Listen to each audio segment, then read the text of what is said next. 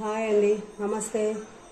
ఈరోజు బ్రేక్ఫాస్ట్ లేకుండా బొప్పాయ కాయ తెచ్చినాము. బొప్పాయి కాయ ఇది, వాటర్ మిలాను, కర్బూజకాయ, సీతాఫలాలు, ఫ్రూట్స్ అన్నీ తింటే బాగుంటుందని ఈరోజు బ్రేక్ఫాస్ట్కు ఇవి వస్తున్నామండి. బనానా అన్నీ పీస్ చేసుకొని సలాడ్లాగా తింటే బ్రేక్ఫాస్ట్కు బాగుంటుంది కదండి. ఇది బొప్పాయ చెట్టుయేనండి, ఇవి కూడా ఇంట్లోటియే. సీతాఫలాలు కూడా ఇంట్లోటియేను.